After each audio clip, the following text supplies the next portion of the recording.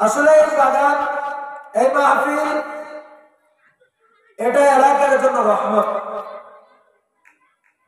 এলাকায় আগে আমরা দেখতাম জারি গান চলতো, নাটক সিনেমা হইতো। যে সমস্ত মানুষ ওয়াজ মাহফিলের বিরোধিতা করে, আপনি আমার একটা প্রশ্নের উত্তর দেন।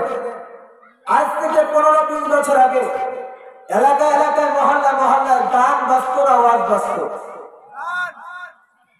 আজকে যুব সমাজ সোশ্যাল মিডিয়ার মাধ্যমে, সোশ্যাল মিডিয়ার কল্যাণে ওলামায়ে কেরামদের আলোচনা শোনার করে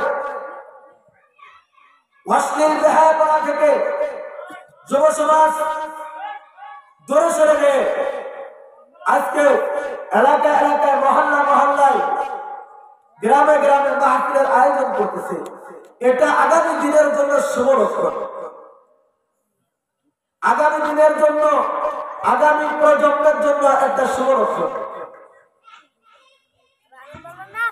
কারণ আমি এক সময় থাকবো না, আপনিও থাকবেন না।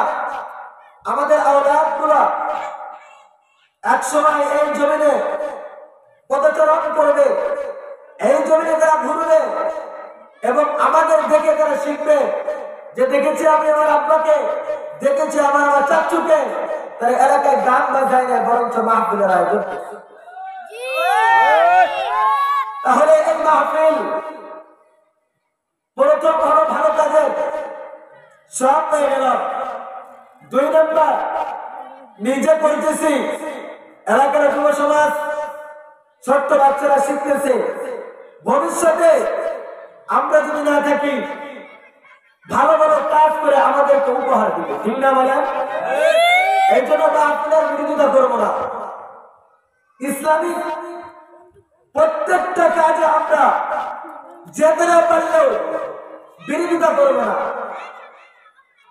এই জন্য নবী বলেন, কোন আলিমান আও মুতাআল্লিমান আও মুহিব্বান আও মুস্তামিআন ওয়ালা তাকুন খামিসা।